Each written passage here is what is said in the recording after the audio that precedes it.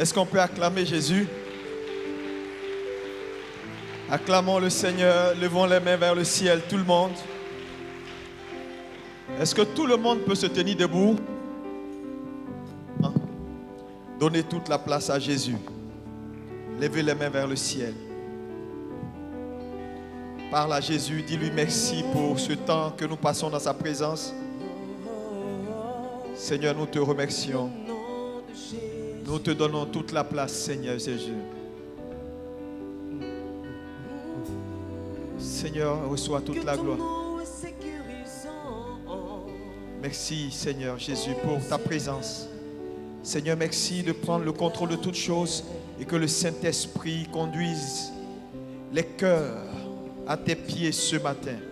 En ce jour de Pâques, la plus grande fête du christianisme, nous voulons te bénir. Nous voulons élever les mains et être reconnaissants à Jésus. Seigneur, merci pour ta fidélité. Oh, alléluia. Je veux que nous chantons un hymne pour la résurrection. Nous allons lever les mains, nous allons chanter ensemble cet hymne. Je demande à tout le monde, s'il vous plaît, je ne veux plus trop de mouvement dans la salle, je veux que nous puissions lever les mains vers le ciel. Merci Jésus. Quel sauveur merveilleux je possède. Il s'est sacrifié pour moi. Ensemble.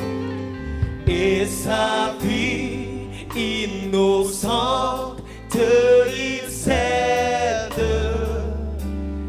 pour mourir sur les fables bois. Quel sauveur merveilleux je possède. Il s'est sacrifié pour moi. Et sa vie innocente il cède pour mourir sur les fables bois. Attaché à la croix pour moi. Attaché à la croix pour moi. Il a pris mon péché, il m'a délivré. Attaché à la croix pour moi. Attaché à la croix pour moi. Attaché à la croix pour moi. Il a pris mon péché, il m'a délivré. Attaché à la croix pour moi. Seigneur, nous voulons te dire merci. Merci pour ce jour de Pâques que tu permets que nous puissions célébrer la résurrection de Jésus. Que toute la gloire te revienne. Pendant que, Seigneur, nous sommes là, que les bénéfices de cette résurrection affectent nos corps, affectent nos âmes, affectent nos esprits. Au nom puissant de Jésus. Merci pour ta présence. Merci Saint-Esprit de conduire toutes choses et de donner toute la gloire à Jésus. Amen. Est-ce qu'on peut acclamer Jésus? Asseyez-vous dans sa présence. Salue ton voisin de droite et de gauche. Je voulais vous saluer tous dans le merveilleux nom de notre Seigneur Jésus. Est-ce que vous pouvez vous acclamer? Félicitations. Félicitations à toutes les familles. Félicitations à tous. Vous avez été tous merveilleux et je veux donner toute la gloire au Seigneur pour vous. Merci également à tous les pasteurs, à tous ceux qui ont travaillé pour que ce temps de festivité soit bon. Félicitations aux enfants et félicitations à tout le monde. Joyeux Pâques à vous. Est-ce que tu peux dire joyeux Pâques à 3 personnes? Joyeux Pâques. Allez, à 3 personnes devant, derrière, joyeux Pâques. Joyeux Pâques, joyeux Pâques, joyeux Pâques, joyeux Pâques. Alléluia. Gloire à Jésus. Merci. Aujourd'hui est Pâques et Pâques est la plus grande fête du christianisme. Pâques est plus grand que Noël. Pâques est la plus grande des fêtes. Parce que si Jésus n'était pas ressuscité, sa naissance n'aurait pas eu un sens. Voilà pourquoi la résurrection de Jésus est quelque chose d'important que je veux qu'on acclame Jésus-Christ ressuscité.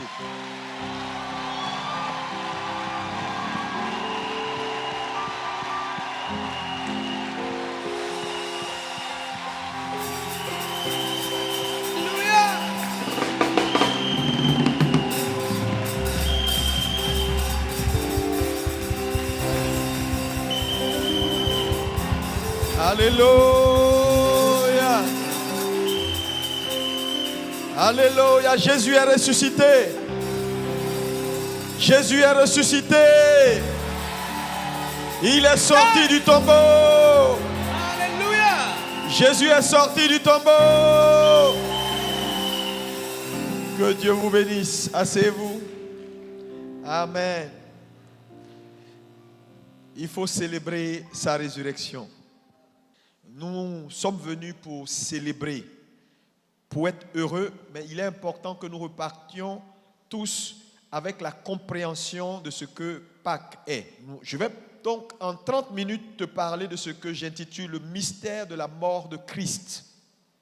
Est-ce que tu peux dire avec moi le mystère de la mort de Christ? Plus fort que ça. Le mystère de la mort de Christ. Nous allons faire notre première lecture dans Exode 12, du verset 1 au verset 14, pour saisir l'origine de la Pâque, et nous allons aller sur quelques points et nous allons terminer ce matin. On va tous se lever par coutume, prendre nos Bibles dans Exode 12, verset 1 à 14. Nous lisons ensemble. L'Éternel dit à Moïse et à Aaron dans le pays d'Égypte. Oui. Ce mois-ci sera pour vous le premier des mois. Le premier des mois. Donc, pour nous chrétiens, Pâques marque la nouvelle année.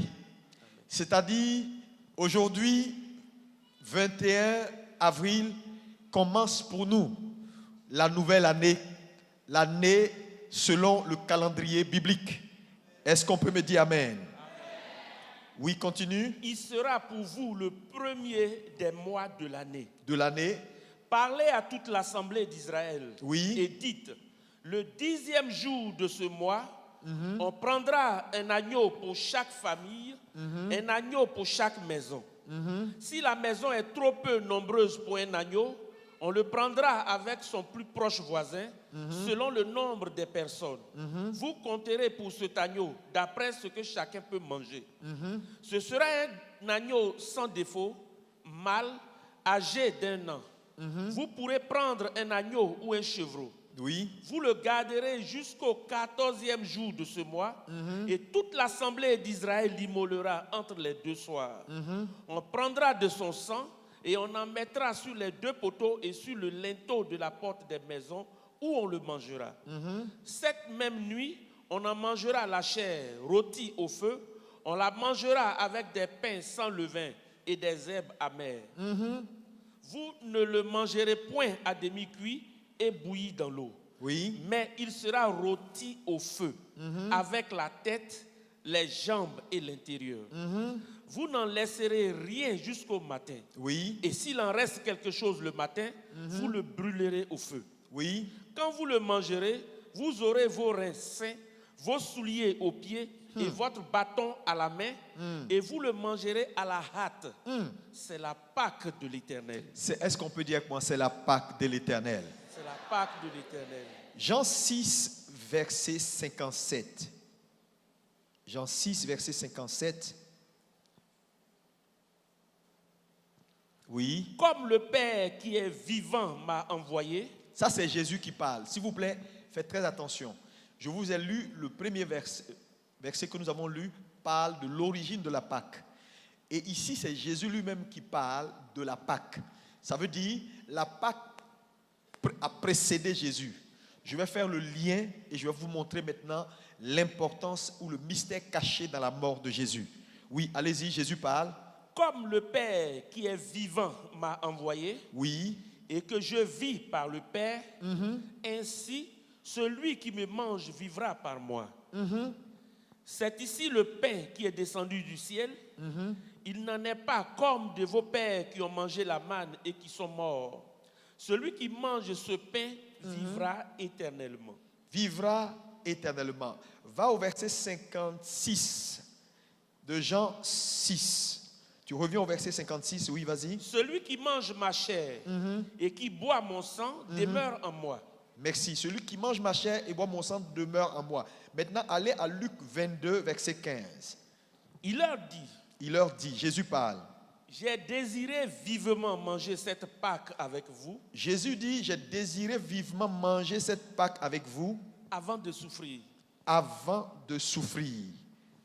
Car, oui, je vous le dis, je ne la mangerai plus jusqu'à ce qu'elle soit accomplie dans le royaume de Dieu. Jusqu'à ce qu'elle soit accomplie dans le royaume de Dieu. Merci. Veuillez vous asseoir. Amen. Que Dieu vous bénisse abondamment. C'est le temps de la parole. Il faut rester concentré au maximum. Nous parlons du mystère de la mort de Christ. Mais avant d'arriver au mystère de la mort de Christ, il est important de savoir d'où vient la Pâque. La Pâque, nous l'avons vu dans Exode 12, à partir du verset 1 au verset 14, que la Pâque marque la libération du peuple juif de l'esclavage égyptien. La Bible dit, Dieu a fait des miracles. Pharaon a refusé de laisser partir le peuple de Dieu. Et Dieu donc va instruire à Moïse de dire à chaque famille de prendre un agneau. Et nous avons vu la description de la façon dont il devait cuire l'agneau, manger l'agneau et mettre le sang de l'agneau sur les linteaux des portes. La Bible dit ce soir-là, l'ange de la mort devait passer. Et après cela, en mangeant donc cet agneau, il devait être habillé, les reins sains. Pourquoi? Parce que quelque chose était sur le point d'arriver, la libération pour toujours. Quelqu'un me dit Amen. Et il dit, ça sera donc la Pâque du Seigneur. Donc, voilà l'origine de la Pâque. La sortie d'Égypte du peuple de Dieu par un jugement que Dieu a établi sur l'Égypte. Mais, ce que vous devez savoir qui est important, c'est que cet acte de la libération du peuple préfigurait, était donc l'ombre de ce qui devait arriver. Est-ce que quelqu'un peut me dire Amen? Alléluia. Donc c'était l'ombre de ce qui devait arriver. C'est pourquoi, dans Luc 22, verset 15, Jésus a dit, il est important pour moi de manger la Pâque avant de souffrir. Donc la Pâque était avant Jésus. Donc cette Pâque qui était avant Jésus était l'ombre, préfigurait ce qui devait arriver. Donc Jésus dit, il faut qu'il mange la Pâque. Donc Jésus a respecté la Pâque. Voilà pourquoi il est important pour tout enfant de Dieu de respecter la Pâque. Parce que la Pâque est la fête chrétienne que Dieu a établi pour la liberté de son peuple.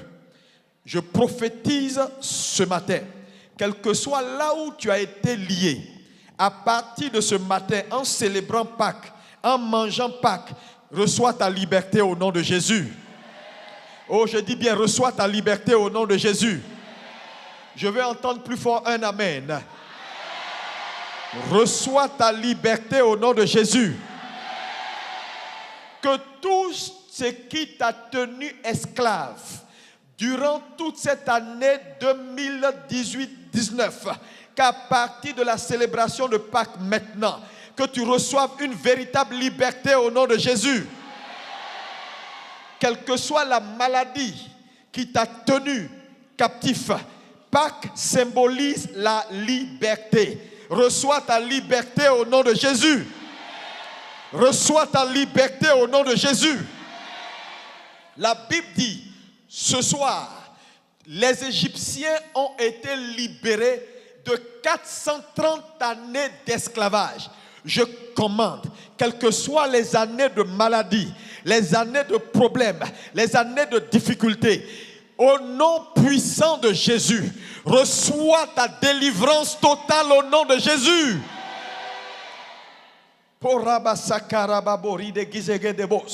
Pâques est notre liberté. Dis avec moi, Pâques est ma liberté.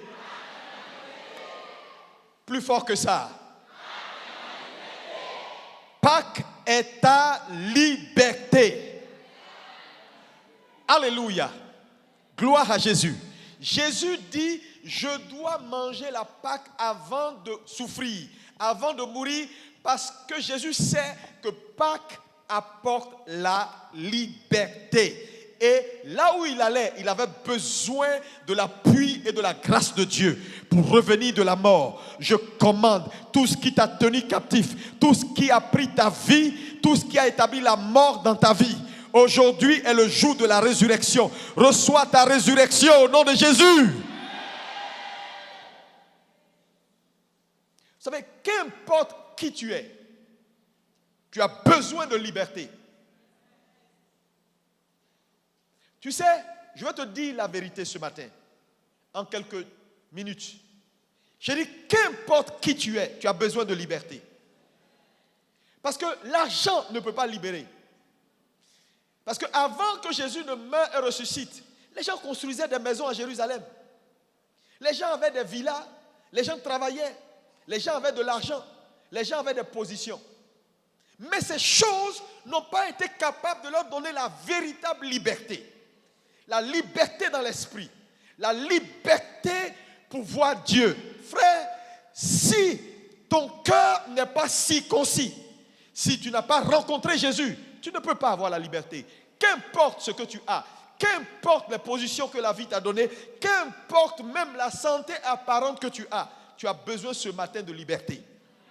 Nous avons besoin de liberté. Jésus est venu apporter la liberté. Pâques est notre liberté. Église de Jésus, ne prenez pas à la légère Pâques. Pâques est appelée la fête des prémices. Pourquoi Pâques est appelée la fête des prémices? Parce que Pâques marque ce qu'on appelle les prémices. Et qui est les prémices? Jésus-Christ devient, donc par sa résurrection, le premier-né dans plusieurs frères. Voilà pourquoi la résurrection Pâques est appelée la fête des prémices. Parce que Jésus est celui qui va inaugurer pour la première fois le passage de la mort à la vie. Avant lui, personne n'avait inauguré. Je vais vous dire quelque chose de très important. Il y a eu 7 des résurrections dans la Bible, mais ce n'est pas la même chose. Je n'ai pas le temps d'entrer dans les détails pour vous expliquer. Les résurrections qu'il y a eu dans la Bible étaient des résurrections corporelles. Dans le cas de Jésus, son esprit a été associé à la mort. C'est différent. On dit, ah non, il n'est pas. Lazare a été ressuscité. Non, Lazare, c'est une résurrection corporelle. C'est la chair qui est partie, qui est revenue. Mais Jésus n'est pas seulement mort dans son corps, il est mort dans son esprit.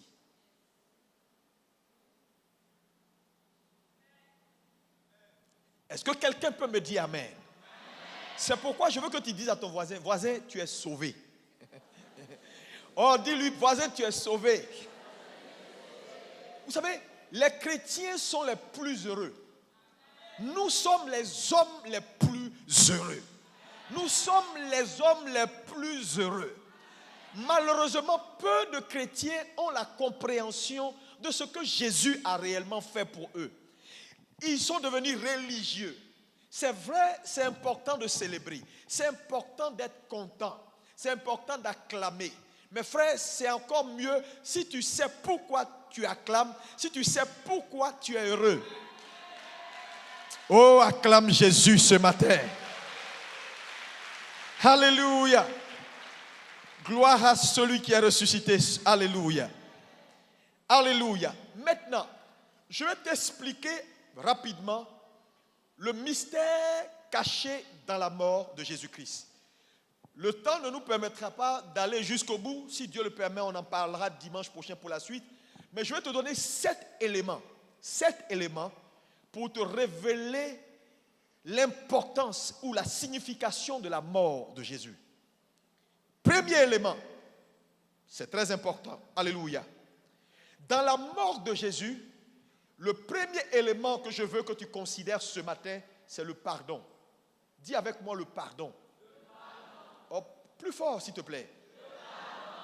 Le pardon. Colossiens 3, verset 13. Dis avec moi le pardon.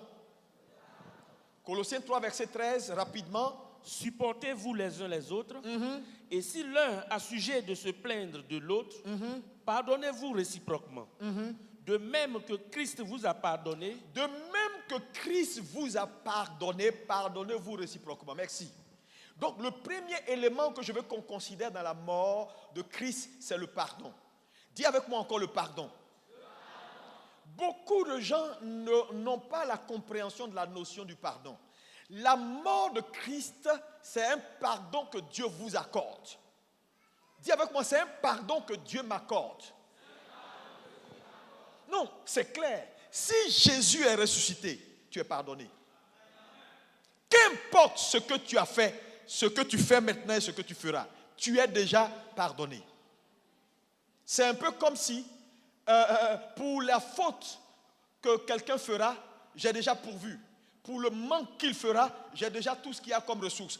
Dieu t'a déjà pardonné. Si Jésus est mort et ressuscité, et cela est avéré puisque nous avons des preuves de la mort et de la résurrection de Christ, le tombeau à Jérusalem est vide, alors tu es pardonné. Mais dis avec moi, je suis pardonné. Le problème c'est quoi? C'est que quand on dit que tu es pardonné, beaucoup de chrétiens ne comprennent pas ce que ça veut dire Dieu m'a pardonné. Parce qu'en réalité, ce que je veux que tu saches ce matin, un homme qui n'est pas pardonné est un homme qui n'entrera pas au ciel. Donc tu es déjà potentiellement qualifié d'entrer parce que le pardon est déjà pourvu. Qu'importe ton péché. C'est pourquoi avec Jésus, il n'y a pas je suis venu en retard. Il n'y a pas j'ai trop péché. Tu n'as pas de péché qui soit trop noir pour que le sang de Jésus n'arrive pas à effacer cela. Dis-moi amen. Dis ce matin, Jésus m'a pardonné. Maintenant, pour ce premier élément, ce que je veux que tu retiennes, c'est que Dieu te pardonne pour lui, pas pour toi. C'est-à-dire le pardon de la mort, le pardon que Dieu t'accorde, c'est à cause de lui-même, ce n'est pas à cause de toi. Parce que si son pardon devait être accordé à toi, à cause de toi, il ne l'aurait pas fait. Dieu a choisi de vous pardonner à cause de lui, à cause de son amour. Donc le pardon est gratuit. C'est un don. C'est gratuit, tu ne mérites rien. Tu n'as rien fait pour avoir le pardon. Tu n'as aucun mérite. Tu es pardonné parce que quelqu'un, à cause de lui-même et de son amour et de sa gentillesse, il dit je pardonne. Donc le pardon ici, c'est je laisse tomber. Quelqu'un devait être en train d'acclamer Dieu pour ce cadeau. Gloire à Jésus. Nous sommes pardonnés. Quelqu'un peut me dire je suis pardonné. Satan n'aime pas ce que je dis parce que c'est sur la plateforme de la culpabilité que Satan travaille. Donc Satan veut maintenir les gens dans l'ignorance. En venant fêter Pâques, il faut venir prendre ton cadeau. Ce gros cadeau. Tu es... non, j'ai l'impression qu'il y a des gens dans cette salle.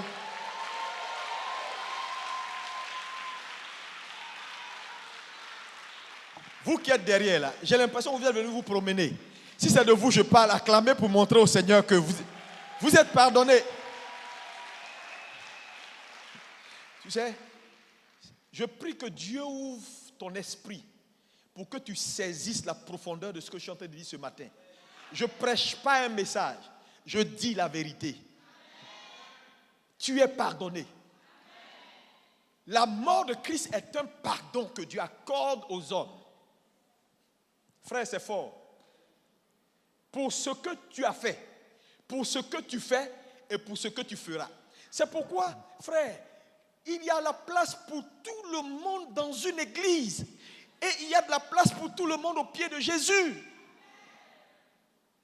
Le pardon est fait. Dis, je suis pardonné. Et ça ne dépend pas de moi.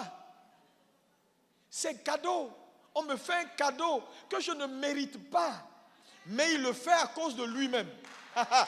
Aïe, aïe, aïe, aïe, aïe, aïe, aïe, aïe, aïe, aïe, aïe. Quel Dieu! Quel Dieu! Vous êtes pardonné. Ce matin, c'est pourquoi tu es un être particulier. Et Satan a peur de toi. Parce que tu es pardonné. Mais lui n'est pas pardonné, mais toi, tu es pardonné. Lui n'est pas pardonné, mais toi, tu as le pardon. Donc quand il va te dire, regarde ce que tu as fait. Quand Satan te rappelle ton passé, rappelle-lui son futur. C'est qu'on va faire avec lui bientôt dans le feu. Ils vont l'attacher. Deuxième élément important dans la mort de Christ, ici que je vais mettre à ton attention, c'est la substitution. Dis avec moi la substitution.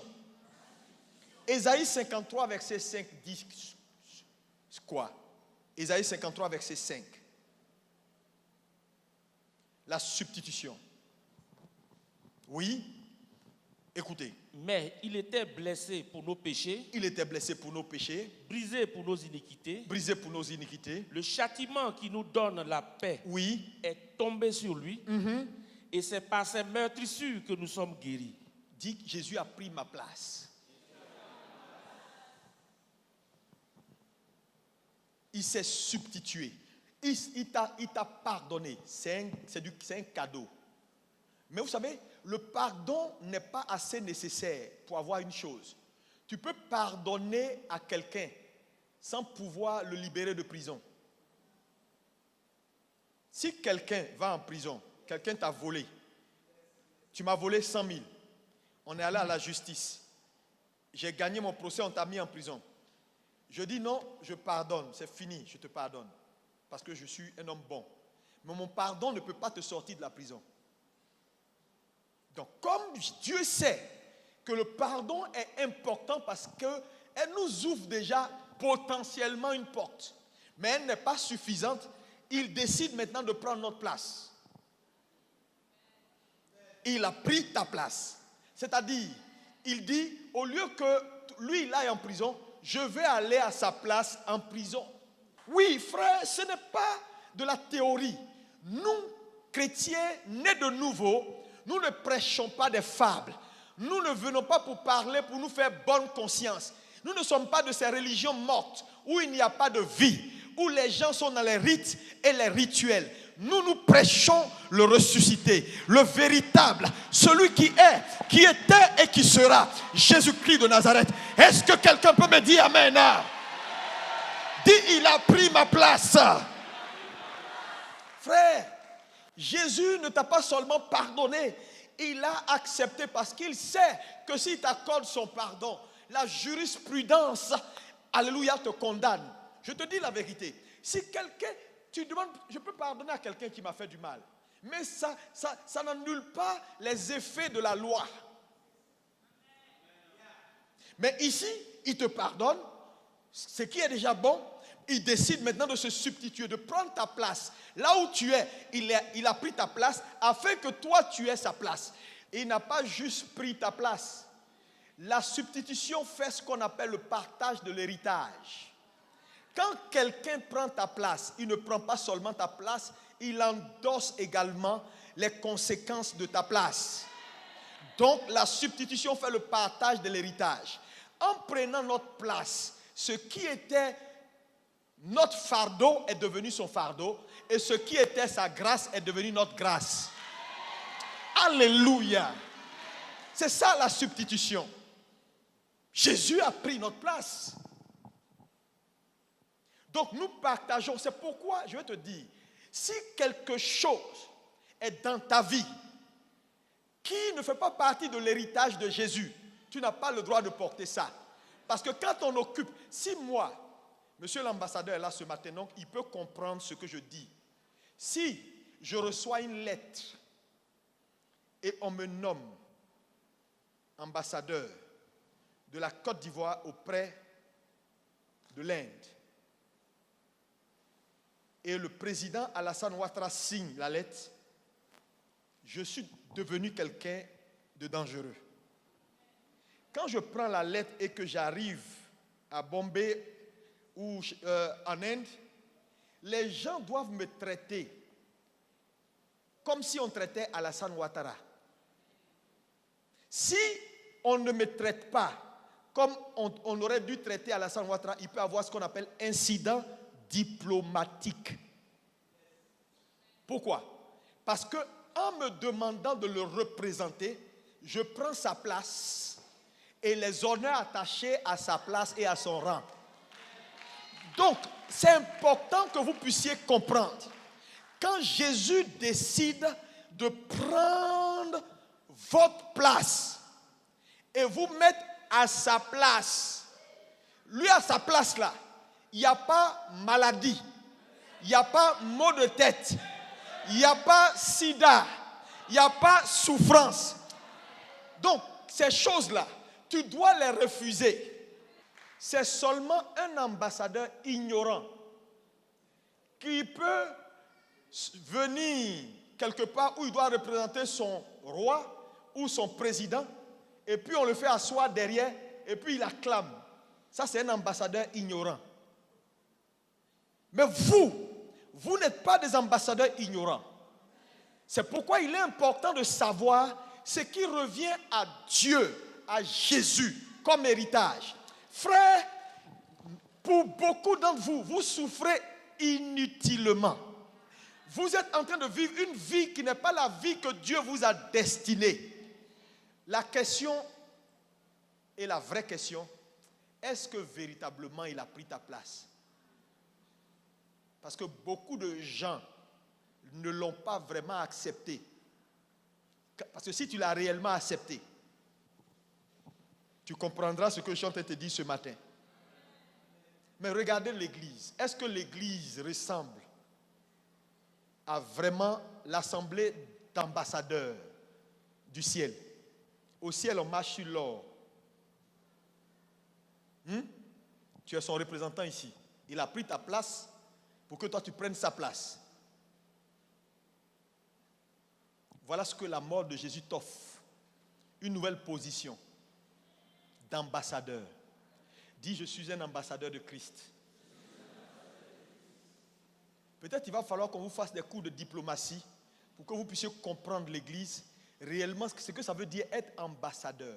Un ambassadeur dans un pays, c'est le pays représenté. S'il y a la famine dans le pays, ça ne touche pas l'ambassadeur. L'eau qu'il boit chez lui à la maison, s'il veut prendre l'eau de Côte d'Ivoire, il prend. Sinon, dans sa maison, tout ce qui est dans sa maison vient de son pays. Vous faites votre... Il n'a rien à voir avec vos affaires intérieures. C'est l'État. C'est-à-dire, tu vas chez l'ambassadeur de France. C'est la France en Côte d'Ivoire. Quand tu entres chez l'ambassadeur de France, les policiers sont français. Tout. Il n'y a pas de douane. Il n'y a pas de droit de douane sur tout ce qu'il fait venir de chez lui. Ça veut dire quoi? Tout ce que tu veux faire venir du ciel, il n'y a pas de droit de douane. Quelqu'un peut... Aïe, aïe, aïe, aïe. Je déclare que tu occupes ta position au nom de Jésus. L'Église doit revenir à la compréhension que Pâques représente une substitution. Dieu nous donne sa place et prend notre place. Troisième élément important que je veux que tu saisisses, c'est que la mort de Christ nous offre un troisième élément qu'on appelle la rédemption. Dis avec moi la rédemption. Plus fort. Je vais t'expliquer ce que ça veut dire. Le mot rédemption veut dire rachat. Qu'est-ce que ça veut dire? Tu peux pardonner à un homme, mais le pardon que tu lui accordes ne règle pas sa peine. Il doit continuer à payer. Maintenant, la rédemption fait quoi? La rédemption, c'est avoir quelque chose en payant un prix. Je ne sais pas si vous me suivez. Je veux avoir cette télé. Je veux la télé. Je paye le prix pour avoir ça. C'est ça la rédemption, le rachat. Donc, il nous pardonne, c'est cadeau. Le pardon, c'est par grâce. Tu ne mérites rien, mais le pardon ne résout pas ton problème dans le sens où, quand on t'a pardonné, ça ne te sort pas de prison. Deuxièmement, il décide d'aller prendre ta place. Mais prendre ta place, il a juste pris ta place, tu as pris sa place. En troisième élément, il décide maintenant de payer le prix que tu dois payer. Si tu devais faire 10 ans de prison, il décide de payer les 10 ans de prison et t'avoir totalement pour lui dans la liberté. Donc la rédemption, c'est le prix payé pour t'avoir. Donc, je résume. Le pardon est accordé par grâce, la rédemption est accordée par le sang.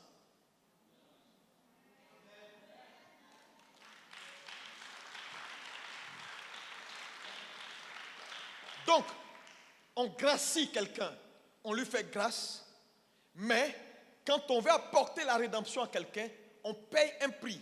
Et le prix ici, c'est le prix du sang. Mais pourquoi le prix du sang en termes de rédemption? Parce que tu ne peux pas racheter quelque chose. Parce que quand on parle de rédemption, et ça c'est un point important que je veux que tu retiennes, parce que ce n'est pas qu'aujourd'hui, le pardon, Dieu le fait pour lui. Mais la rédemption, Dieu le fait pour le diable. Pas pour lui. Je t'explique. Si je dois payer ta voiture, j'ai dit ta voiture me plaît, je veux la voiture. Ce que je vais payer comme prix pour acheter ta voiture ne dépend pas de moi, mais dépend de toi qui as la chose. Donc dans la rédemption, nous sommes dans les mains de quelqu'un qu'on appelle le diable. Dieu veut nous prendre. Donc le prix qu'il paye ne dépend pas de lui, mais de ce que le monsieur qui tient va donner comme prix. Quelqu'un me comprend? Maintenant, dans la négociation, Jésus lui propose de l'argent. Il dit, il ne veut pas l'argent. Il lui propose le sang des animaux. Il dit, je ne veux pas. Maintenant, Satan lui demande, tu veux les hommes, les êtres humains? Il dit oui. Maintenant, Satan lui demande, quand tu les as créés là, tu les as créés à l'image de qui? Il dit à ma ressemblance. Donc, si tu veux les racheter, il faut que le prix que tu vas donner là soit supérieur ou égal à toi.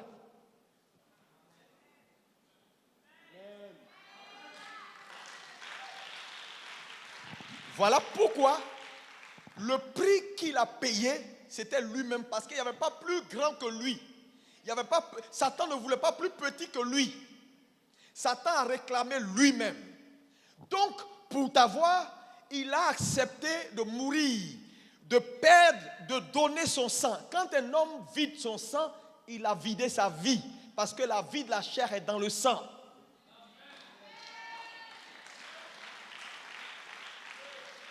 Est-ce qu'il y a quelqu'un qui sait qu'il a été racheté? Je veux voir les mains des rachetés.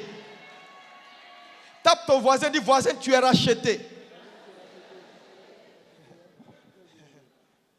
Tu es racheté. Aujourd'hui, c'est Pâques. Nous sommes rachetés. Ça veut dire, notre liberté ne souffre pas de discussion. Je prie que Dieu ouvre tes yeux et que tu puisses comprendre l'évangile. C'est ce qui sauve. Ce n'est pas la religion. La religion, c'est la fabrication des hommes.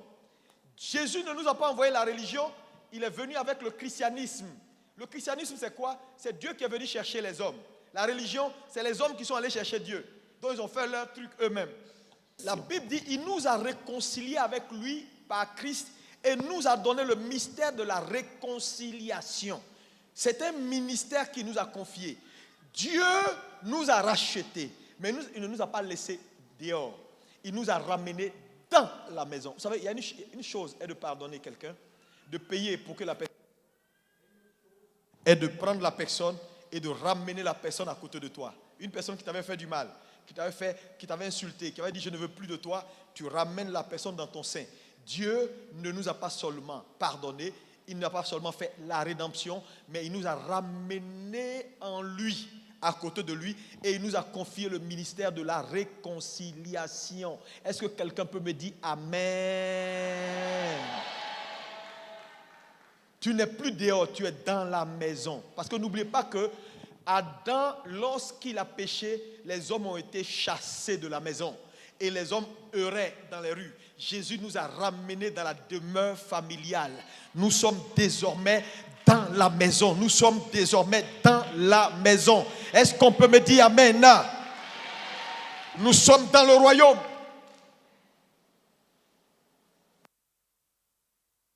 Cinquième élément important dans la mort de Christ, c'est ce qu'on appelle la propiation. La propiation. Qu'est-ce que c'est que la propiation? Le mot propiation veut dire simplement acte d'apaiser la colère d'une divinité. Donc Christ, par sa mort, a apaisé Dieu, a satisfait le cœur de Dieu. Jean 15, verset 6.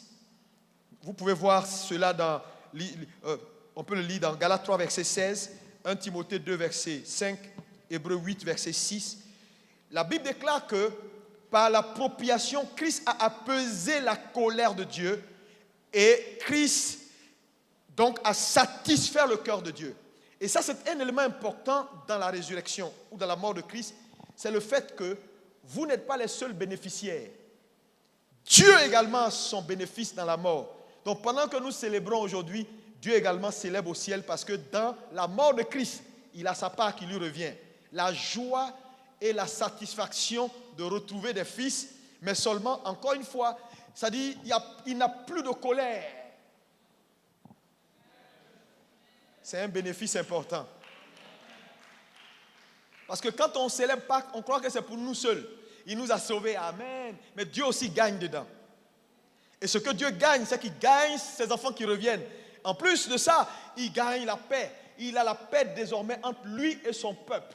Alléluia. Entre lui et ses enfants. Il n'y a plus de colère. Parce que ce qui était la colère, c'était le sang.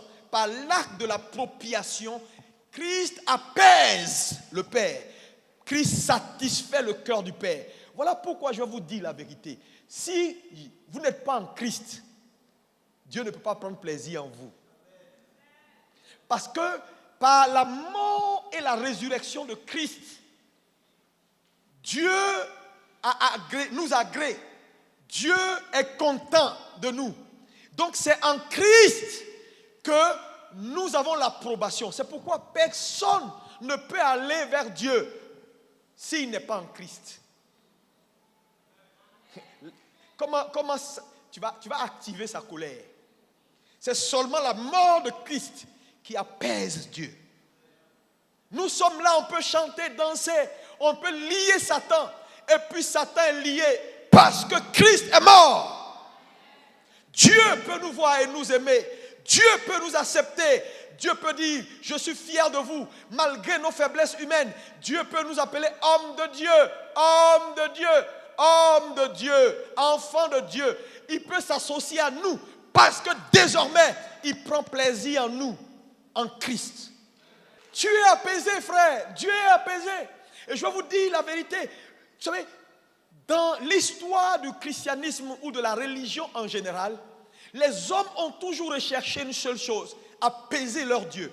Les sacrifices que les gens font dans les religions hindouisme, bouddhisme, toutes ces religions qui ne sauvent pas, vous allez voir que la seule chose qu'ils visent, en faisant beaucoup de sacrifices, en se mortifiant, en priant 25 fois dans l'islam, matin, midi, soir, en se cognant la tête jusqu'à ce que le front devienne noir, qu'est-ce qu'ils veulent faire? Apaiser leur Dieu, avoir la faveur devant leur Dieu. Mais nous, sans faire d'effort, Jésus, par sa mort, a apaisé la colère de Dieu. Et nous sommes désormais appréciés de Dieu, aimés de Dieu. Quelqu'un peut me dire Amen? Dis avec moi, avec la main levée, je suis aimé de Dieu. Apprécié de Dieu.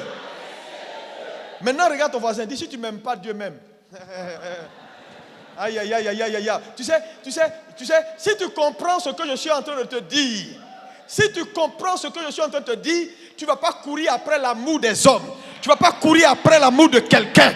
Frère, parce que l'amour de Christ, elle est meilleure. Est-ce que quelqu'un peut me dire l'amour de Christ, elle est meilleure?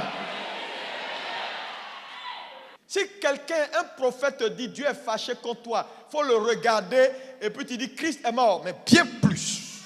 Hey, il est ressuscité. Mais quand tu vas lui dire ça, il ne va pas comprendre. Mais toi tu sauras que la mort, dans la mort, il y a la propitiation. Celle qui apaise la colère de Dieu et me rend devant Dieu. Oh mon Dieu. Frère, Dieu t'aime. Dieu est content de toi. C'est important que vous puissiez accepter cela.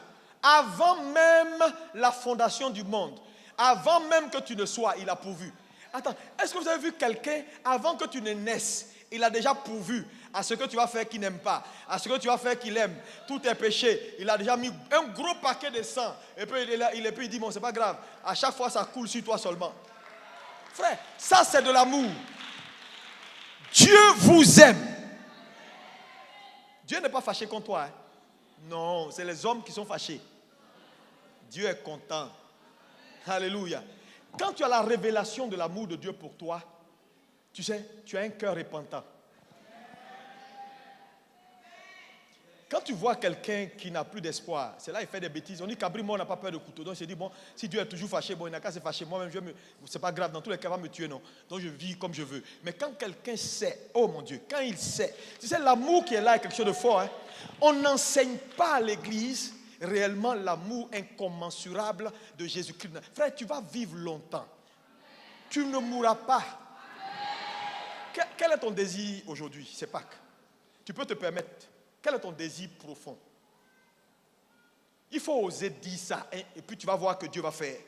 Pour te montrer qu'il est content. Parce que la mort de Jésus l'a rendu content.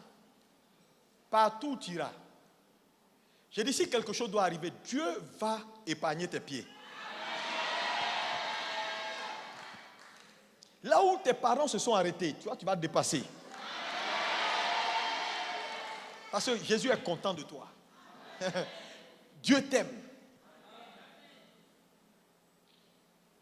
Et cette révélation ce matin, il vous aime. Ça ne dépend pas de vous, il vous a aimé.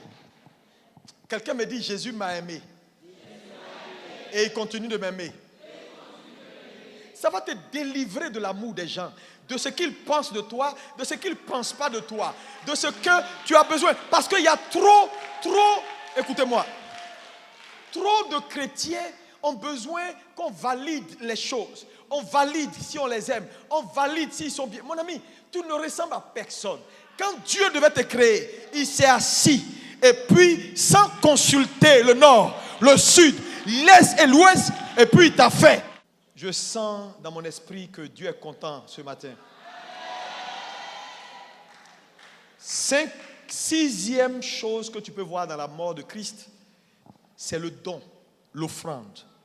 Hébreux 9, verset 14. L'offrande. Jésus, par sa mort, fait une offrande parfaite à Dieu et à l'humanité. Une offrande parfaite. Je vais vous dire la vérité. Est-ce que vous savez pourquoi Jésus est ressuscité? Parce qu'il aurait pu ne pas ressusciter. Tout ce que Dieu agrée, tout ce que Dieu apprécie ne meurt pas. Et Dieu a apprécié le sacrifice. C'était une offrande parfaite. Voilà pourquoi il est sorti. Frère, je veux te dire la vérité. Quand tu célèbres la mort de Christ, il faut comprendre chaque élément que je suis en train de te donner. C'est une offrande parfaite. Une offrande parfaite, il n'y a ni tache ni ride. Ton salut est parfait. Et ce n'est pas un salut à moitié, parce que dans la mort de Christ, ils ont tué son corps, ils ont tué son esprit. Ils ont tué son corps, ils ont flagellé son corps, ils l'ont blessé, ils ont piqué, le sang est sorti, le corps est mort. Mais tu vas me dire, mais comment ils ont tué son esprit? La Bible déclare que de juste qu'il était, Dieu l'a fait pécher. Le péché de l'humanité l'a frappé son esprit. On ne tue pas un esprit avec un pistolet, on tue un esprit avec le péché. Quand il a crié, Père, pourquoi m'as-tu abandonné? Son esprit venait de mourir. Et Dieu n'a pas pu rester dans son esprit, Dieu a dû le quitter. Donc à un moment donné, sur cette terre, Jésus était exactement comme l'imam qui est assis dans une mosquée, mort, qui ne connaît pas Dieu. Dieu l'a quitté. Il est spirituellement mort. Tu peux ne pas comprendre ça. Parce que ce qui n'est pas arrivé à Jésus ne peut pas t'arriver. Si tu nais de nouveau, c'est parce qu'il a initié le chemin de la mort spirituelle à la mort, à la vie. Son esprit est mort. Donc ton salut est parfait. C'est une offrande parfaite. Dis avec moi, offrande parfaite. Plus fort. Je veux te dire ce matin, si tu es là, tout à l'heure je vais faire une offrande. Je veux que tu fasses une offrande parfaite. Tu vas retourner chez toi avec un miracle cette semaine.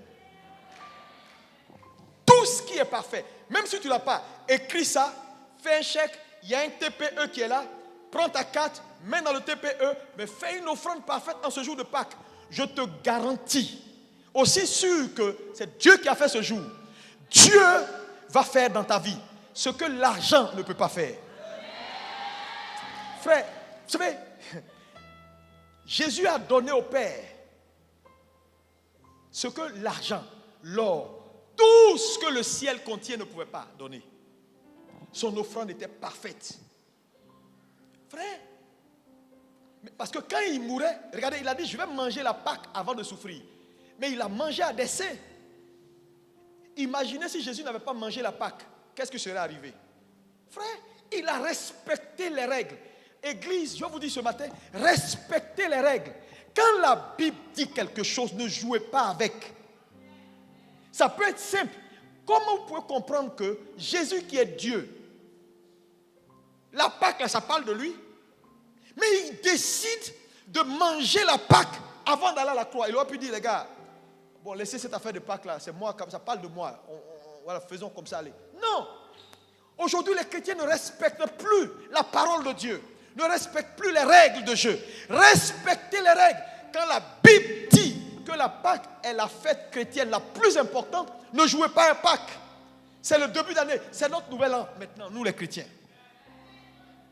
Aujourd'hui, on est en train de faire notre 31. Mais quand c'est pour les païens, là, on est dedans. Sapé et puis on danse. Hey! Que Dieu nous délivre. Septième. Je vais revenir sur certains détails après. Septième, à cause du temps. La mort de Christ établit ce qu'on appelle la justice divine. Acte 17, 31.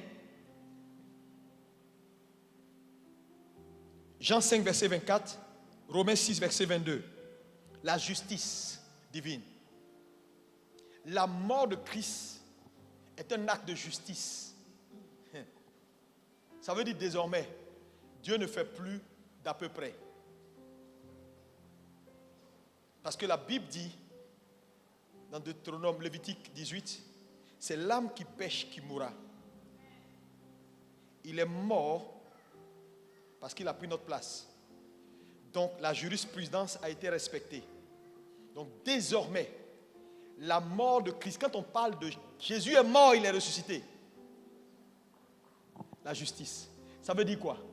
La justice de Dieu s'accomplira dans tout cas. Si tu es un frère, écoute-moi bien, je te dis. Quand la Bible dit ne mens pas, il ne faut pas mentir. Quand la Bible dit ne fais pas, parce que nul désormais ne restera impuni. L'acte de la mort établit la justice.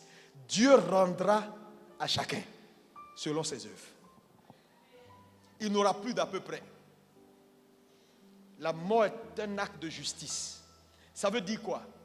Aussi sûr que c'est Dieu qui a fait cette terre, le bien que tu fais, même si les gens ne voient pas, ça viendra. Dieu est juste. La mort établit la justice de Dieu. Ça veut dire quoi? Dieu te rendra justice pour tout. Ça veut dire quoi? On peut lui faire confiance et mettre notre foi entièrement sur tout ce qu'il a dit et tout ce qu'il dit.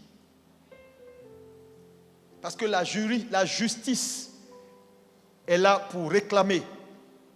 À chaque fois qu'un enfant lève la voix pour dire Seigneur, on lui rappelle que, n'oublie pas que Jésus est mort, hein, donc tu dois le faire. Parce que la mort établit la justice. Est-ce que quelqu'un est béni? Si tu es béni, lève-toi. On va prier.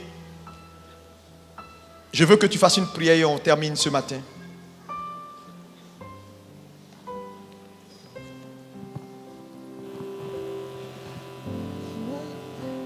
Gloire à l'agneau. Lève les mains vers le ciel, tout le monde.